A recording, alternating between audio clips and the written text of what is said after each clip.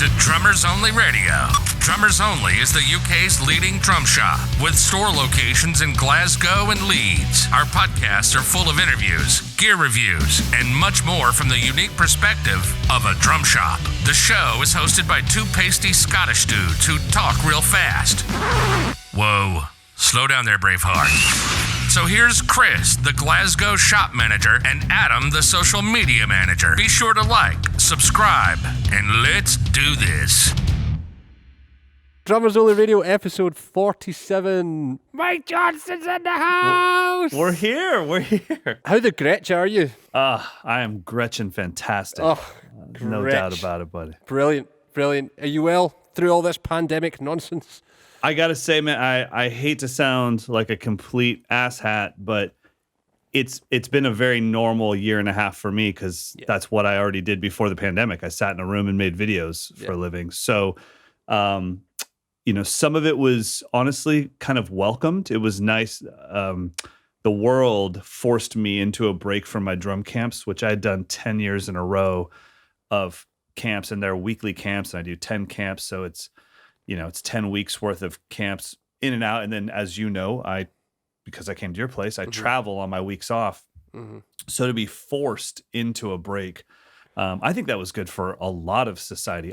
As long as you were lucky enough to not be, tragically affected by the last year and a half, a lot of people got a chance to just reevaluate their own lives and their own choices. And why are you doing what you're doing? And is this what's bringing you joy? So I hate to sound like a jerk, but a lot of it was very positive for me. So I'm actually scared of coming out of it. I'm like, oh God, now I'm going to be like, Bangladesh, book it. I'm going, Yeah, agreed, man. It was a funny way of life, but yeah, a little reset button for most of the world doesn't really hurt, does it? No, I mean, I think for a lot of people, just even getting a chance to connect with their families, a lot of parents that just, obviously our society runs on finances, and sometimes you get stuck in a lifestyle where you can't back off. You have to keep going, from morning till night, and you lose track of your kids and your family and the life that you worked so hard to build, but you don't ever get to experience it.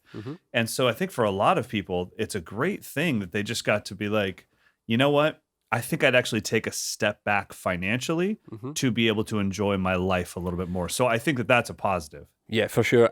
Purely selfishly, we saw an uptake in things like electronic drum sales, which means more people are playing the instrument, which, let's do it. We've had conversations with people that are just like, fuck it, I'm going to buy the dream kit. Right. Do you know what? Sure. I've wanted it, I've worked for it, and now I'm going to have it. Yeah, so I think that on a whole, it's been great for our community of drummers because a lot of people are telling me, hey, I've been playing for 40 years. I've been gigging for 30 of those years, and I've never had a chance to practice because the only thing I do is I learn the songs for the next gig. Yeah, right. But now I'm taking your lessons and I'm actually practicing. And just like you said, and I've ordered my dream kit, or or I finally got a Ludwig Acrolite because I've been putting it off forever. It only costs $200, but I've always wanted one. So those things I think are just awesome. And I think, like I said, it gives everybody a chance to reevaluate. Are you doing the right thing for yourself? Are you happy doing what you're doing? Or were you just kind of stuck in a life that you couldn't get yourself out of? Yeah. So I think it's going to be a really cool thing. I think the only thing that's happening right now is now there's the reality of like, you're going to have to play live again. I mean, me and some of my pro drum buddies are like, that we have to play the UK drum show, right? Like I haven't been on a stage in front of 1,000 drummers staring at you and judging every note in quite a while. So Get those chops back. Exactly. Get those chops back. So, I mean, I think I have a pretty good idea, but Mike Johnston, what is your story? I would say that it's definitely not a normal story as far as where I am right now. I didn't consider myself a drummer until I had a record deal. That was the first time that hobby that I was doing, and I took it as seriously as I could, but I just wasn't at the same level as my peers. The guys that I did school music, so I was in school bands and jazz bands and everything from the age of 6 all the way through graduating high school.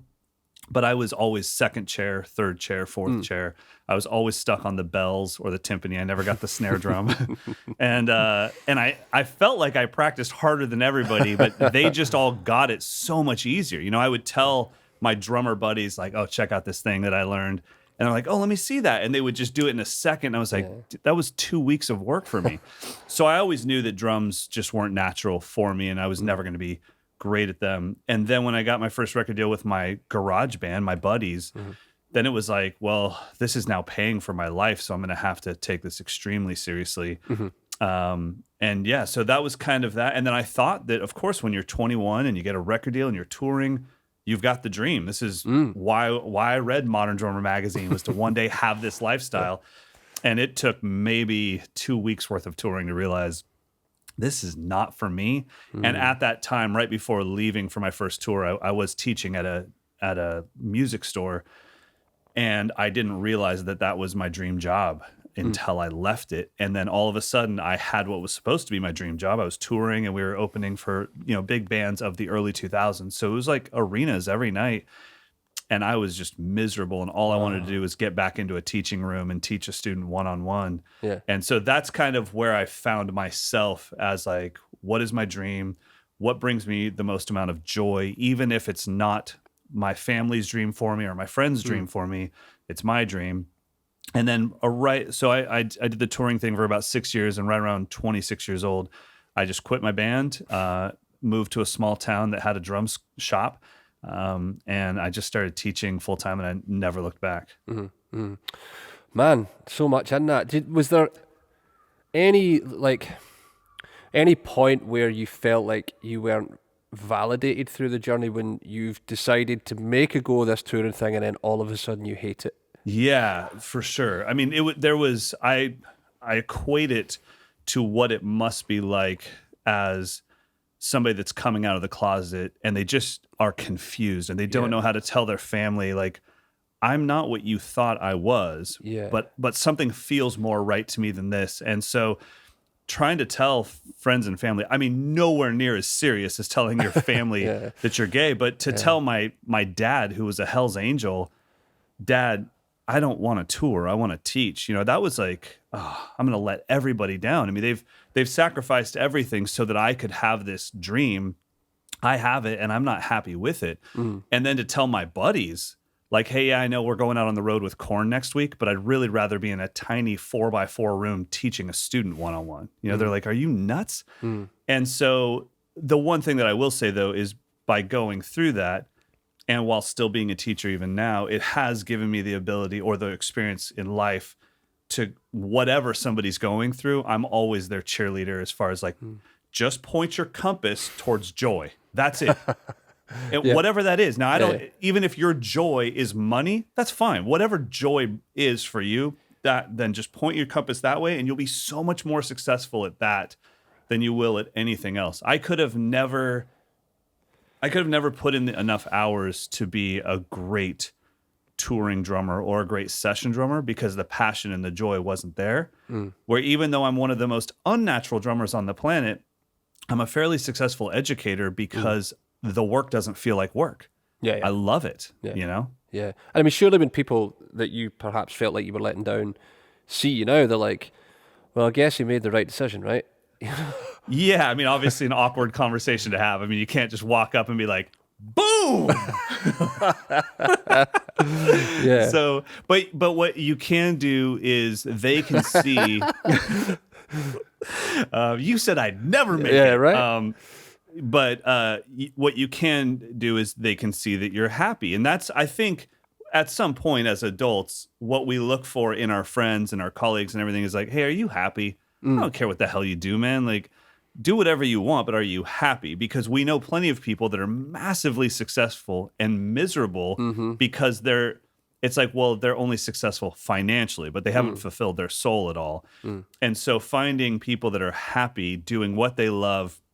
You know, when we all went out to dinner, that was like a table of joy, right? And we're running around. I'm asking the cooks if they'll let me film some B-roll for my vlog, and we're laughing. And I'm asking Tony about like where she went to school. And it was like, okay, this is a table of joy. Yeah. This is where our compass is pointed. We're all doing what we love, or we're all on the way to what we love.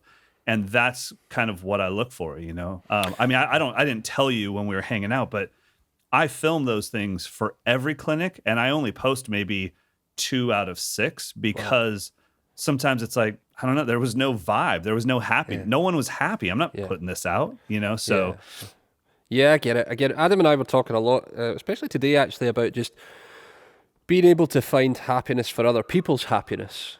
Totally. You know, back off to what you said, where people kind of like maybe didn't see the path that you felt like you were going to go down. I've started to look at my life a little bit more and just find out, do you know what? It's just much easier for everyone's life and everyone's head and heart to just be happy for people's happy.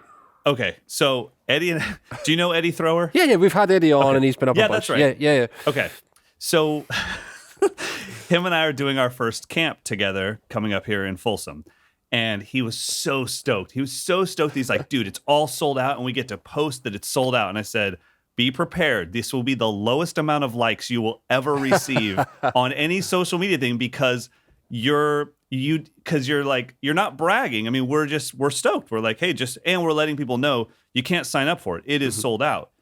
But the amount of people that have to look at that post and they're like, I just cannot be happy for this other person. It is insane. I think I had a post before was me playing drums and it had 30,000 views. The next post was like, hey, I'm super stoked. My buddy and I are doing a camp together. Like 11 likes. I mean, just the amount. And it's like, it's not hatred. It's just these people that are trained that like, well, somehow if I like this, I'm going to get signed up for his mailing list.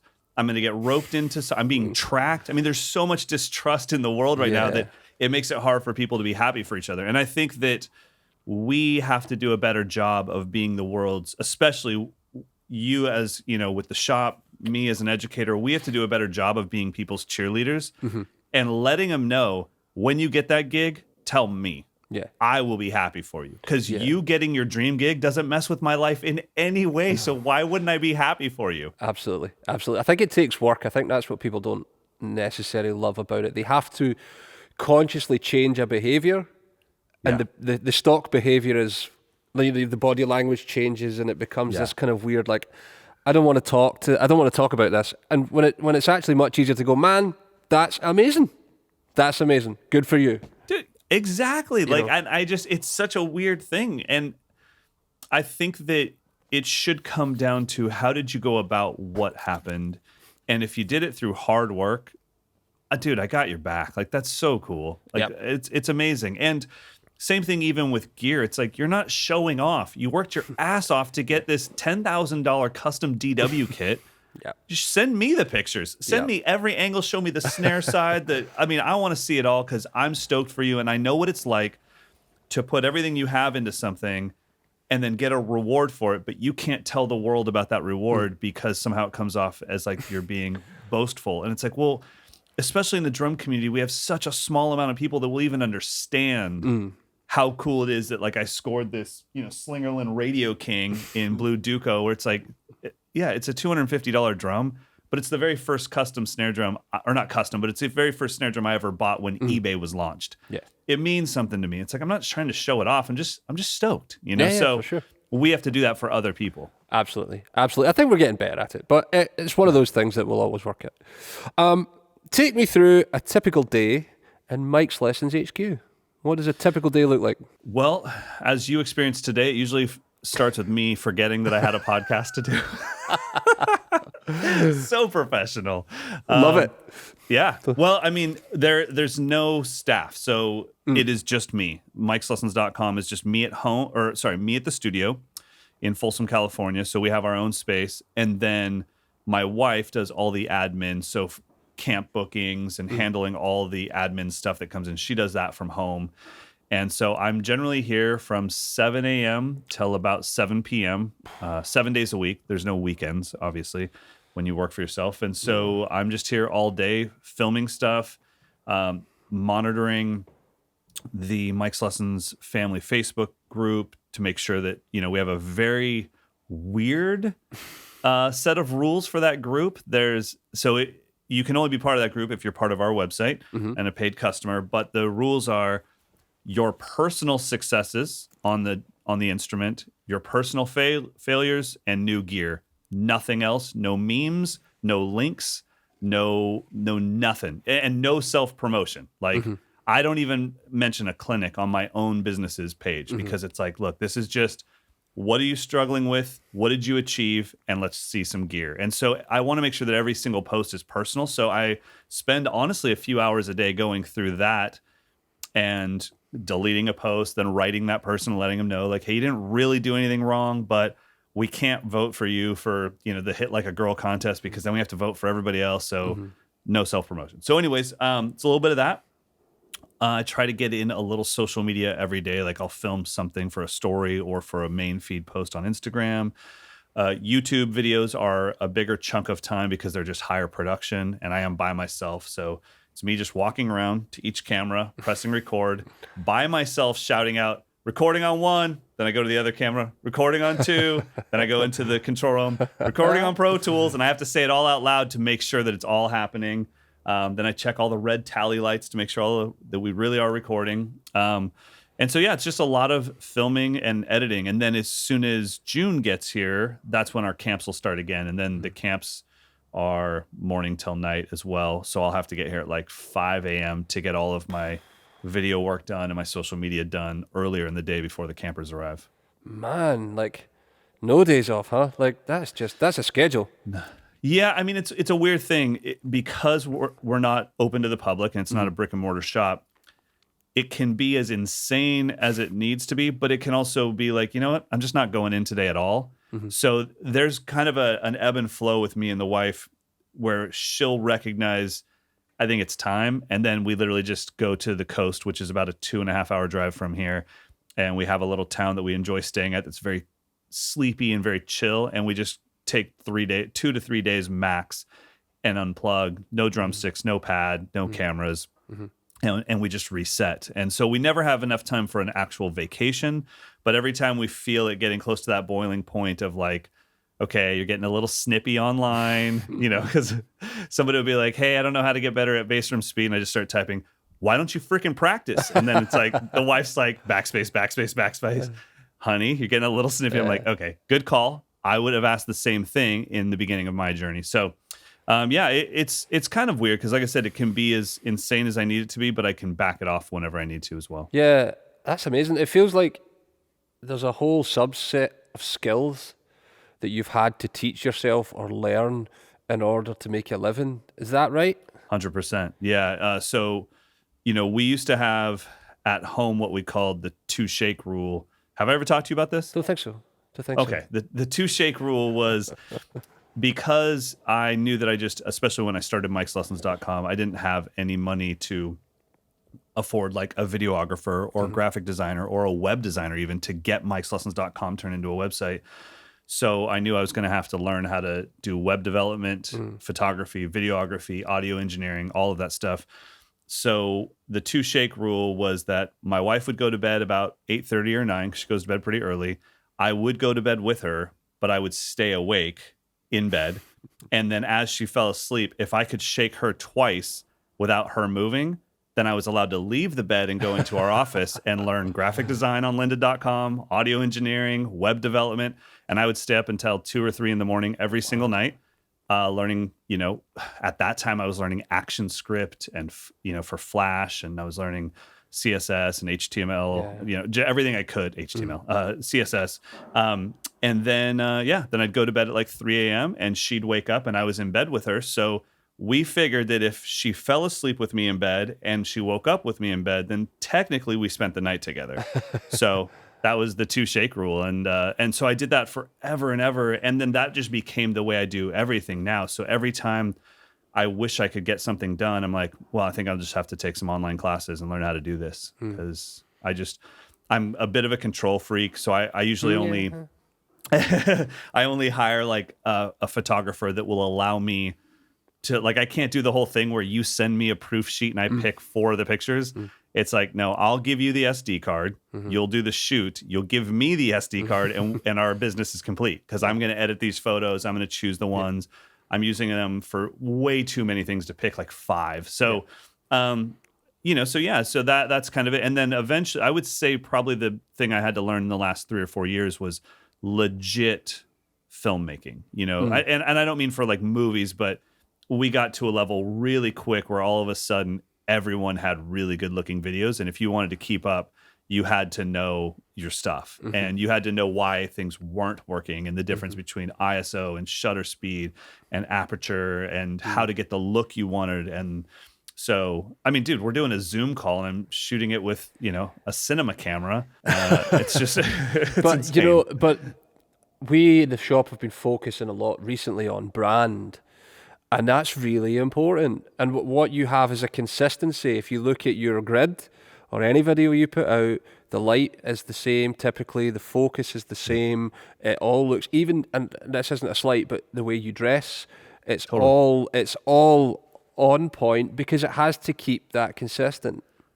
And that's, again, why you're a control freak, but I understand it. No, for sure. I think what I want to see when I look at someone's grid is effort, care, and did you care at all? And some people can do that with their phones. Some people can do that, but it is that consistency of like, it's not just so random that you're throwing everything out. I mean, even the ones that seem random, when you look at it and you zoom out, it's like, yeah, I think you have a thing. And that's always, I think that's the toughest thing for anybody to do. Like a drum shop, it's like, yeah, we get it. You sell drums, but what is the brand identity? Yeah. Like what could I see in a font or a color scheme or something that tells me, well, I already know what that is. Yeah.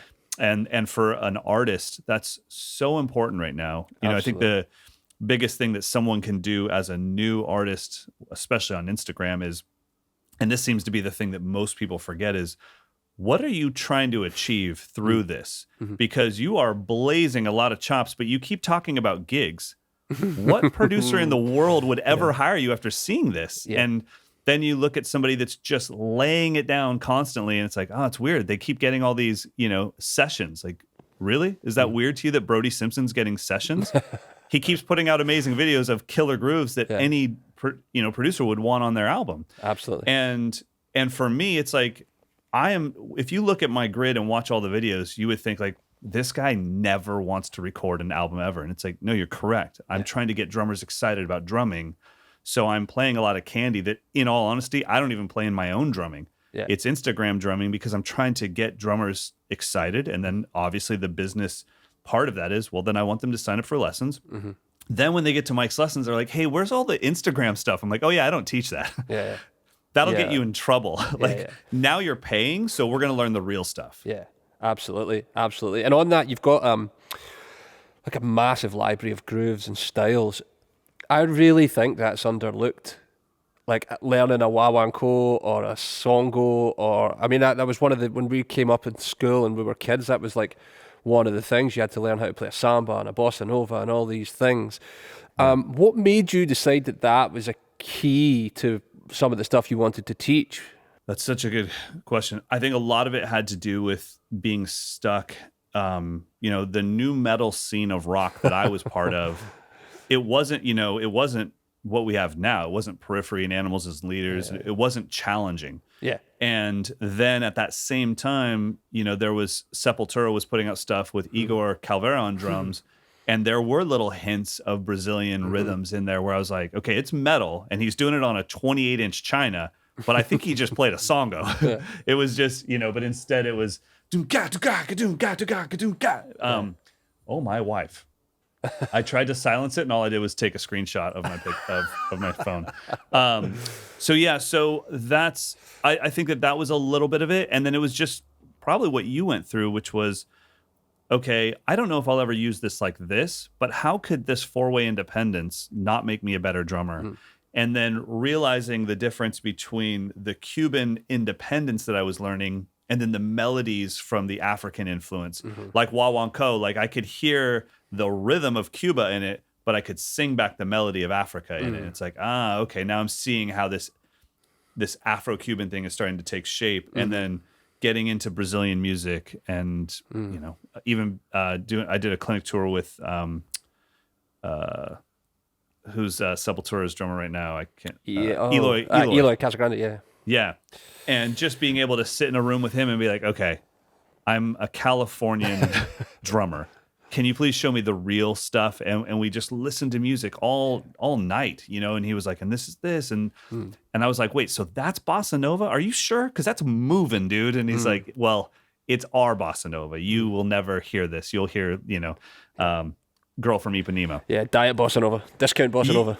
Yeah, exactly. So that was kind of, I think that just turned me on to this world of I can put this into rock, funk, and fusion.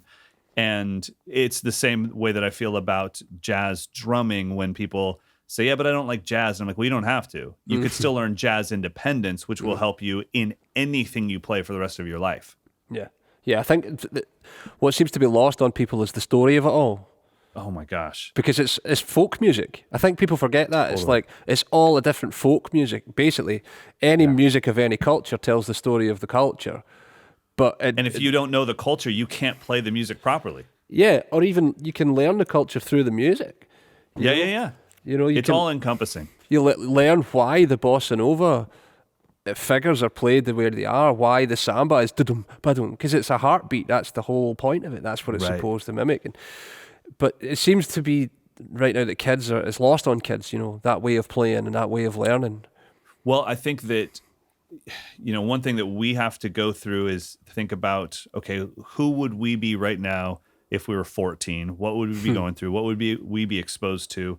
And we were exposed to so much less, which allowed us to focus so much more. And when the Modern Drummer DVD, festival would come out, or festival DVD would come out, we got one Latin drummer, and it was like, oh, okay, so that's Horacio Hernandez, and he plays a left foot clave. That's all I'm going to do now. Where now, if somebody did that, 4 million people on Instagram would copy it, and it would be like, it's just so overwhelming that I think it must be very hard, no matter what you're into, whether it's drums or anything else, it must be very hard to pick an idol and to pick someone to trust. I think trust is what's missing right now is, we had Hudson and Hal Leonard and drum magazines, Drummer UK, Rhythm. Yeah.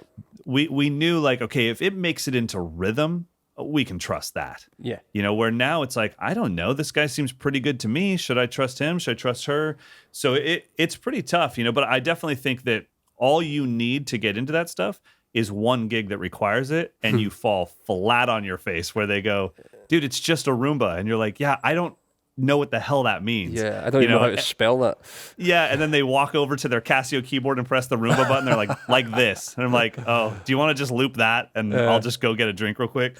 So I think that, those situations, we were expected in our age group to have wedding gigs and stuff by the time that we could drive. So by 16, 17, we're doing, I think you guys would probably call them function gigs, but we're doing just, paid gigs. And those gigs cause you some embarrassing moments, and you go home and you work your ass off to make sure that your swing feel is appropriate and that your blues shuffle is appropriate. And then you start to see how they connect, and maybe you're lucky enough to watch a Ken Burns documentary on jazz, and you start seeing like, oh, wait a minute. I thought this thing was from the 70s. This thing's from the 30s, or whatever it is. And so I would say if I could give my students anything in the world, if I could give them any gift, it would just be curiosity. I just wish you guys were more curious, because that's where I learned everything, was going down to my local drum shop, going to their book section or their DVD section, or just talking to the guy at the counter. Hey, what are you doing on the pad there? Yeah. He's like, oh, it's a flammadiddle. I'm like, that can't be a real word. He's like, no, it is. It's actually a very real word. I'm like, oh my God, this thing's weird. Yeah, it feels like the drumming world needs a DeGrasse Tyson. You know what I mean? Totally, like just someone to help us nerd out a little bit, but make it cool enough to pique that curiosity. Does that happen at camp and stuff? You find these people that get stuck on like real simple stylistic things? Yes and no. I hate to say it, but most of my campers are people that are my age group or older and can afford camps. Camps are expensive. But our advanced camps are actually usually more geared towards the 20s. And yeah, the thing that's tough is you have to, as an educator, figure out, I don't need you to learn how I learned. It's my responsibility to make sure that you don't fall into any trouble. So I have to think about your modern world that you're in is different than mine. I mean, when people say like, hey, I want to do what you do, it's like, well, you can't, because what I did to get here happened a decade ago on YouTube, and I mean, more than that now. I started on YouTube in 2006. So wow, that's when we opened the store. Yeah, that was my first. Yeah, bro. Wow. I was like, this is going to be the future. I could just feel it. Like, and I was terrible at speaking to a camera, but I mean, so you can't redo that. And me telling a 20-year-old drummer, like, well, you're going to have to do what I did. It's like, well, if you wanted to end up where I am, but by that time it's too late. So I'm just kind of constantly asking my students, what do you want to do? Who do you look up to? What are your dreams? And let me draw you a map to get there. And if for some reason your dreams allow us to exclude world grooves and jazz drumming and marching rudiments, I'm fine with that. If you came to me and just said, all I want to do is play Gravity by John Mayer. It's like, okay, well, let's work on your timing and your touch and your feel. Yeah. I'm not going to teach you a wah-wah-ko so that you can play 6/8 at 11 BPM.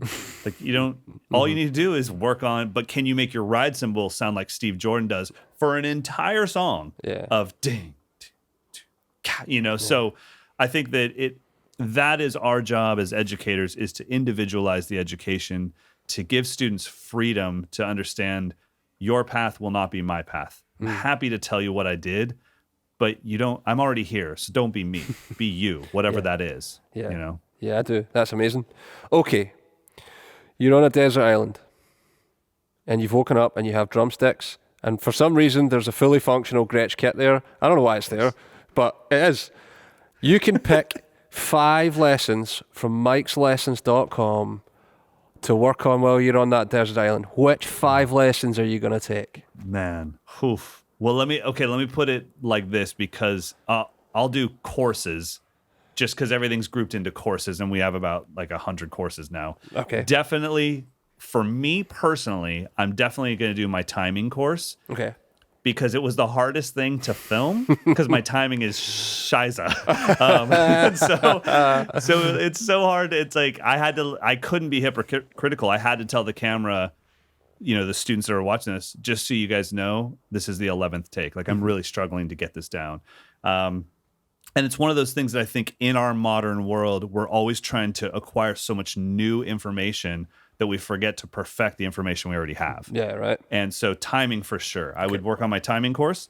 Next, I would say, is my creative practice course, which forces you into creative environments so that you can explore and improvise. Because as a rock drummer, I never improvised. I just played the song and played it exactly as it was. And if I improvised, I got in trouble.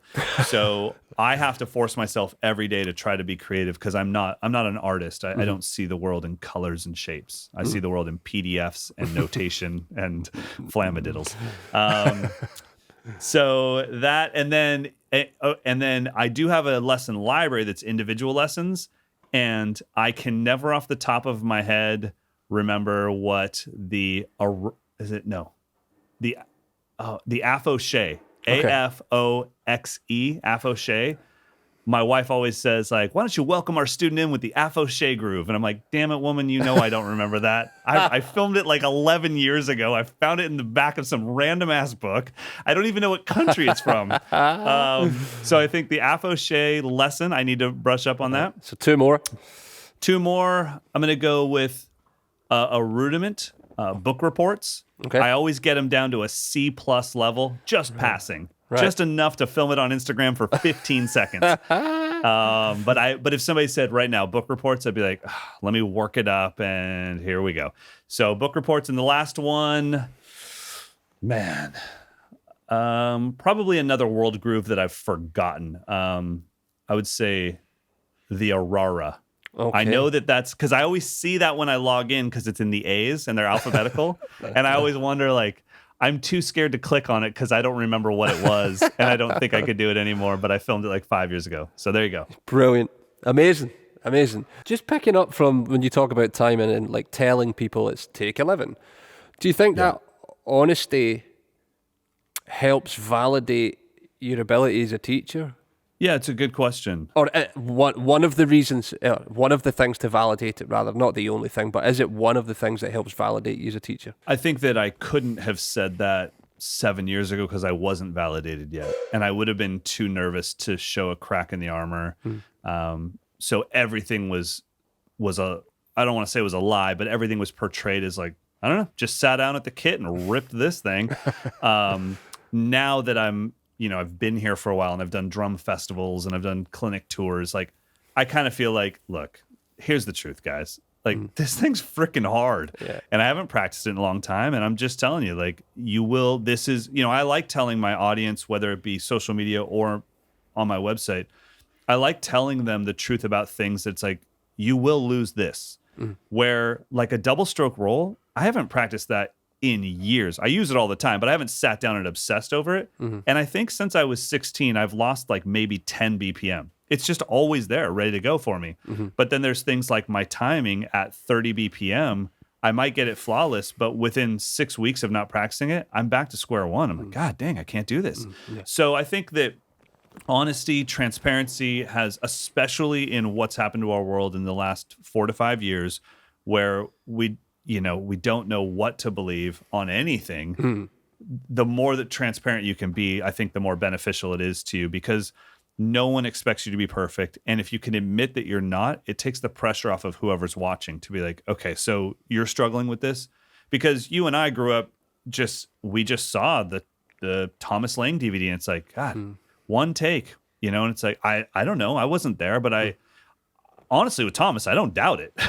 But it made me feel like I needed to be like that. I was like, Jesus, I can't play any of this stuff. And even if I could, I sure as heck couldn't film it while speaking to a camera with a Madonna mic on, and like, what a stud. And so I think that now it's kind of cool when people will show just a little bit of the reality, like, look, or just admit it in the text. Hey guys, here's a little solo I'm working on. By the way, this was take 65. It's like, thank you. Thanks for just admitting it. Yeah. And I think it also legitimizes the successes as well. Totally. People need to know the work that went into it. Yeah, absolutely. So that when you come into a room and you're doing a clinic and you play it, they're like, I know Homeboy worked really hard on that.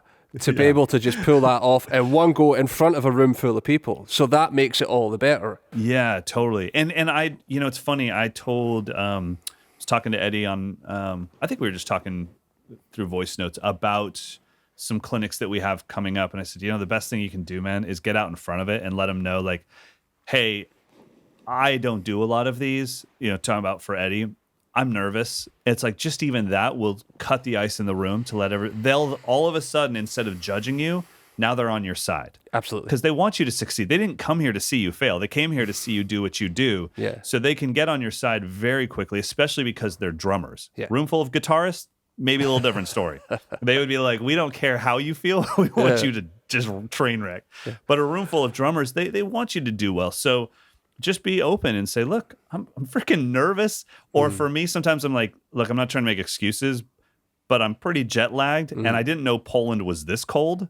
So just cut me some slack on songs 1 and 2. And they get on board with you and they're cool with it, So transparency is a big deal right now, especially letting people know, here's the reality, I can think back to doing my clinic at your place, and the first thing I do when I get somewhere is like I'm stepping on the riser to be like, okay, is it going to be a trampoline night? Is my hi-hat going to be moving away from me? What am I going to be dealing with that is going to take me out of my comfort zone? And so, there's definitely some head games that go into it. Yeah, I'll never forget when you came up and we were talking about pedals and we were talking about the gear rig, and you're like, play a DW5 because I know at least one thing is going to be the same everywhere I go in the world. And you forget, it's so easy to forget if you're not doing it, that this guy's thousands of miles from home without like anything consistent in his life. He's just met 2 guys at the airport that have to drive him around the country all week, so he's got to get to know them in the car. He's seen a new drum set every night. He might have the same cymbals. There's just so much goes into doing a clinic tour that the public don't get. Yeah, I mean, clinics are such an amazing thing, and I think that they have to keep happening, because even as somebody that runs an entire business of online virtual drumming stuff, I'm still booked up for all of 2022 for clinic tours and drum festivals, because there's nothing like feeling the air come out of a bass drum port when you're sitting in front. And it's like, oh, wow. I didn't know Todd Zuckerman was that powerful and that loud. Yeah. I couldn't have got this from a video. No. There's no way. Yeah. You know, and being in the room. And then honestly, the meet and greet, getting to know like, okay, I did spend 3 seconds with the person, but I looked in their eyes and I can tell I mean, I've been to so many clinics as a fan that you can tell like, wow, how are you so well adjusted and that good at the drums? Like you shouldn't be able to even make eye contact with somebody because you practice 12 hours a day. And so, so I think that clinics are super important, and it is important that the audience recognizes, look, this is, you know, this is a weird thing. I can tell you when I step on those stages, whether it be a drum riser or a full drum festival stage, I feel like I've never played drums in my entire life. My skin doesn't feel like my skin. I'm like, there's no way. My hands are not making contact with this stick right now. And then you get Popeye forearms. Because, I mean, if you think you're judged at a wedding gig or at a gig with your band, wait until the entire room is drummers. Like, you're just like, oh, I can't get away with the things I would normally get away with. So that's why I said it's important to just kind of say, hey, guys, I'm going to give you everything I can, but in all honesty, tonight is a snapshot of where I truly am in my drumming. And I got to say, like, I've told this story before, but I think it's important for people to hear this. I did a festival I think it was in Idaho or Iowa, it was somewhere in the middle of the U.S., and it was kind of a replacement for the Modern Drummer Festival. So Modern Drummer sponsored it after they stopped doing their own. It was Ray Luzier from Korn, Russ Miller, Greg Hutchinson, John Riley. That was freaky. I'm like, oh my God, I've practiced out of all of his books. So anyways, Russ Miller's one of my heroes, and it was my first time meeting him, first time him hearing me play in person, and I honestly just didn't do so well. So festival's over. He comes by my dressing room to say goodbye, and I'm like, hey man, I just want to say like thank you so much for being so cool and so easy to talk to, and I'm really sorry that you had to hear me like that. That was like 60% of me, and it was like the best big brother moment I've ever had in my life. And he just like kind of, you know, stared me right in the eyes and he said, look, that was exactly who you are. That thing in Folsom with your perfect drum set and your perfect studio and your air conditioned room, that's not you. What you just did out there, that's you. And if you want that to be better, you're going to need to practice. And then he left. And I was like, I just crumbled on the ground and sucked my thumb for an hour. But I saw him 20 times after that, and he's become just an amazing mentor. And he did something really valuable to me. He just said, like, you have to accept what just happened. And then I remembered he had came to that. I came from California. It took me 4 hours to get there. He came from Australia, flying coach, where his like legs were just tucked into his chin, and he could barely even walk. And he didn't make any excuses. He didn't make excuses to me. He didn't tell the crowd, you know, I'm sorry that my double bass isn't as flawless as normal, but I just came from Australia. He just played, and it's like, well, this is who I am right now. And I think that that's what you have to kind of let the crowd know. Like, this is a snapshot of who I am tonight. And of course, I wish it was better, but it is what it is. Yeah, and for sure. Yeah, I mean, that's that transparency thing, you know? Yeah, absolutely. Okay, what makes you smile when you get up first thing in the morning? Matcha. I mean, I don't even need to think about it because I've got my dog, I've got my wife, life is good. And then I go downstairs, and the first thing I do is I make a cup of matcha for my wife. Like, so I kind of roll over. We've got the dog in between us, our giant Weimaraner. And, you know, so Juno's licking my face, and I just ask Amber, iced or hot? And because we're now getting into summer in California. And so she'll go, iced. And then I go downstairs and I make a cold matcha, put 2 cubes of ice in it and bring it upstairs, then watch her take her first sip. And like, it's like watching somebody win the lottery. It's just everything. And she holds it with 2 hands as she puts it up to her face. And then I go downstairs and make my own. So matcha. Amazing. What is the one book that has influenced you the most? I think it's called Originals. So okay. I don't know the author, but the name of the book is Originals. And it's a bunch of short stories about people that forge their own path in business. Outliers and that kind of thing, people that have just... Yep. Yeah, cool. What absolutely excites you right now? Man, F1. Oh, really? I'm a new fan, and I'm Wow. obsessed. I've watched every race this season. Wow, that was like left field just appeared. Like I never. It was. I watch quali at 4 a.m. I'm all in, man. Wow. Okay, what got you into F1? Drive to Survive on Netflix. Right. Okay. Cool. I just thought it'd be good to watch. Like, I love watching anything about someone that's the greatest at what they do. I don't care what it is. I usually don't get into it. I usually just get influenced to be better at teaching and better at drumming. But by the end of season 1, I was like telling my wife, we might need to watch a race. I'm kind of into this. Wow. And now I'm obsessed, man. So, I mean, if you see my Instagram activity, it's just double tap on Verstappen, double tap on Ocon, double tap on, Lewis. I'm all in. It's funny, Adam and I were talking about that because he has just watched The Last Dance. Did you watch that? Yeah, of course. Oh, yeah. man, talking about influential people, just that mindset. Yeah, so that's what got me into this stuff in the first place. Probably when I was 23, Jordan to the Max came out, and it was a Michael Jordan. It was very similar to Last Dance, but it was a 1.5 hour movie, and they released it in IMAX theaters. Right. And it was his last season with the Bulls. And no matter what town we were in when I was touring, the first thing I would do as soon as we loaded our gear in, I would just get a cab and have them take me to the nearest IMAX theater. And I've probably seen that 300 times. Wow. I saw it in every city I could, and I would just watch it. And then all I wanted to do was be a better drummer and teacher. And so I carried that on through the rest of my life. Like, as soon as a documentary comes out about the best of something, I just watch it, whether it's cooking, CrossFit, F1. And F1, I just wanted to see how they shot it. I wanted to see what it was about, because I had so many European students that would be like, you don't have actual auto racing, right? You guys just go around in a circle in NASCAR and you all drive the exact same car. And I was like, right. I don't know. I don't follow any of it. And then when I got into F1, now I'm like, NASCAR isn't racing. I'm all about F1. It is cool though. I think the one thing that is enticing, that makes it so easy to be a fan of, is there's so few drivers. So I actually know the names of all 20 drivers, where if you think about European football or American football, it's big teams, but I only know the quarterback of an American football team and maybe the wide receiver, but I don't know who's playing like second string linebacker, where all the way down to Haas and Alfa Romeo, I know who's driving those cars and I can see them in my head, and I think that makes it so easy to be a fan and root. Yeah, absolutely. I train jiu-jitsu when I can, so I've been watching a lot of that, and there's some real sort of real geniuses that are on the mat that can the level that they operate is just so much higher than everybody else. It's really fascinating to watch. It's kind of like watching Vinny.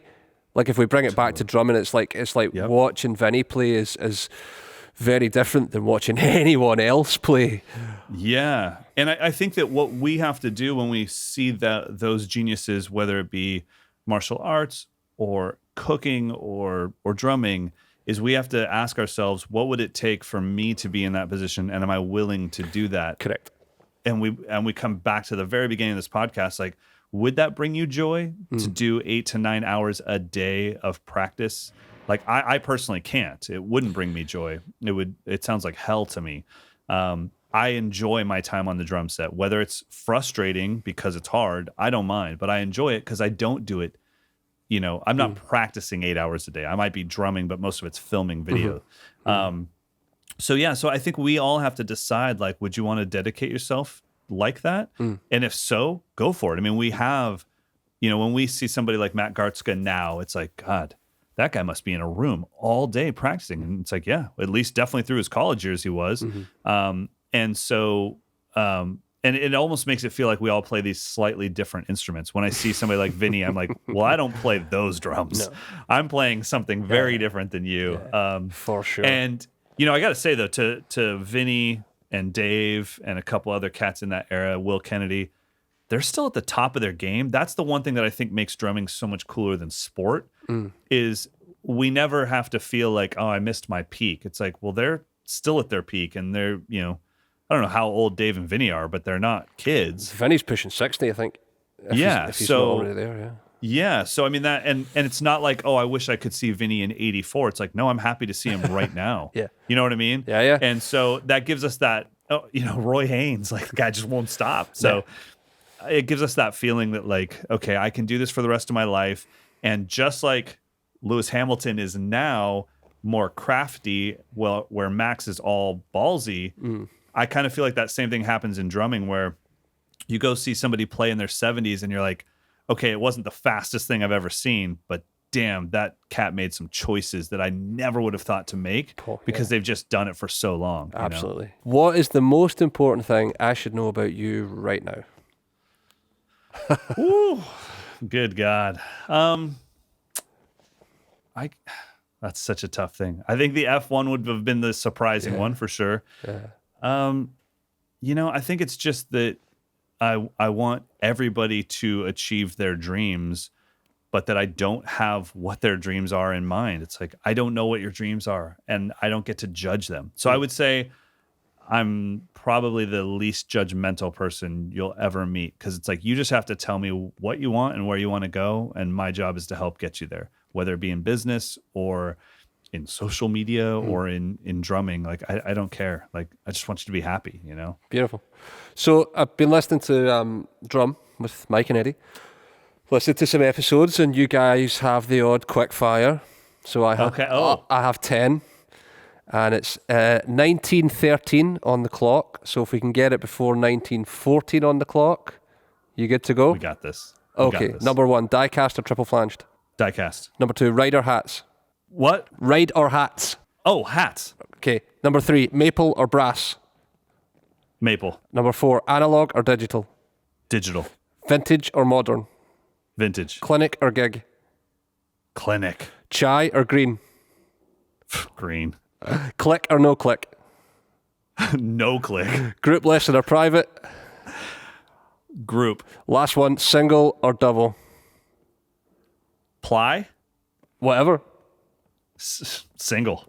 That was number 10. I had single or double strokes in my head when I wrote it, but I was thinking ply drum heads, but single strokes too, man. I wish I had Carter McLean's single strokes. So, we all do. We all do. Okay, I'm going to close it with one last question. Bring it. If you could change one thing about how people learn, what would it be? It would be the depth.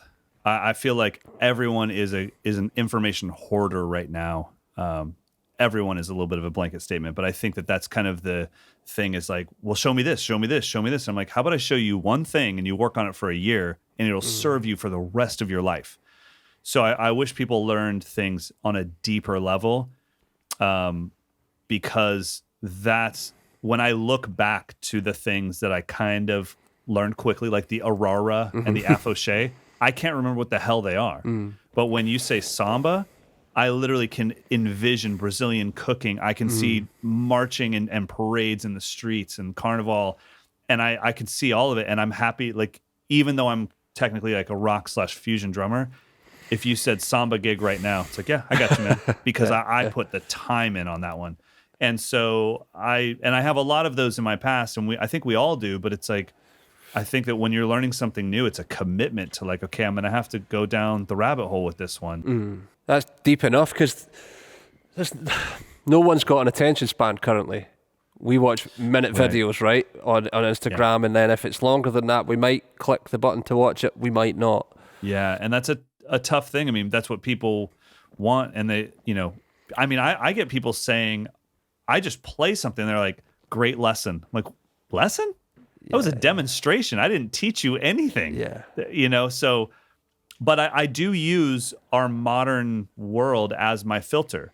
If you are looking for 1-minute lessons, you are not ready for my website. Yeah. Like, it would drive you nuts. You would drive me nuts. We're not meant for each other. So I can tell you some other things that exist, or maybe just stay here in social media. Nothing wrong with that at all. Yeah. If you're having fun, I don't care.